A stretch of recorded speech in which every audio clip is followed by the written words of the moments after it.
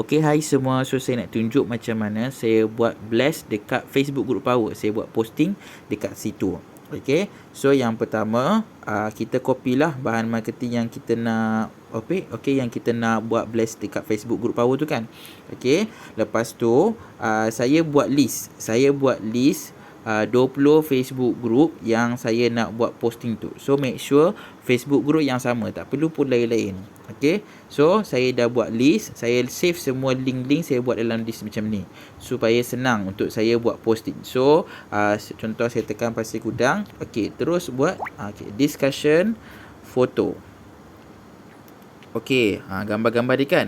Contoh 1, 2, 3, 4. Okay. Next. Lepas tu, paste. Okay. Dah settle yang pertama. Lepas tu, yang kedua. Saya nak tunjuk juga berapa lama kita guna masa untuk buat posting dekat Facebook Group Power. Minimum 10 lah. 10 Facebook Group Power minimum. Kalau maksimum 20. Okey. 1, 2, 3, 4. Okey. Skudai. Penduduk Kota Damansara. Okey, kenapa kita kena buat posting dekat Facebook Group Power?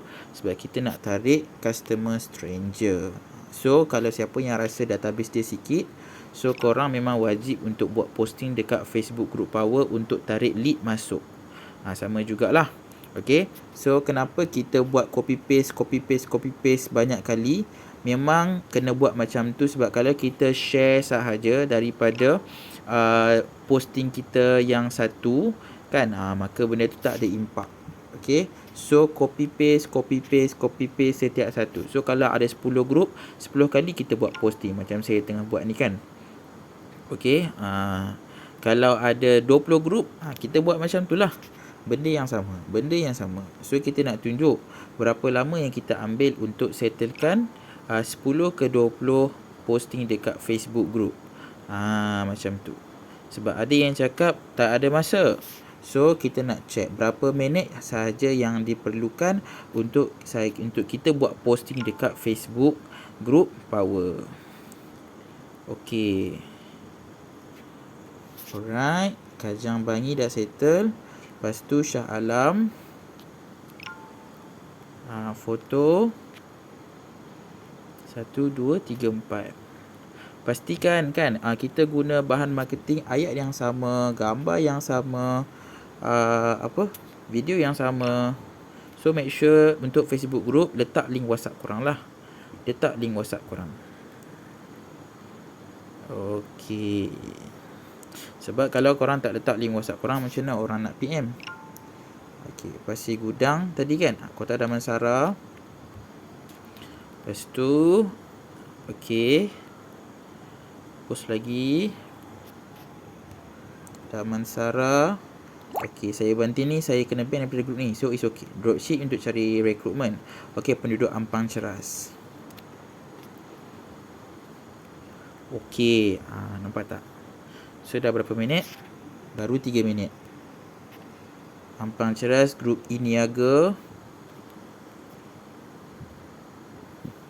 So make sure sebelum korang post dekat Facebook group, korang kena pastikan dekat wall Facebook korang tu dah ada info tentang LAM lah. Kalau korang nak promote kek, pastikan ada info tentang kek.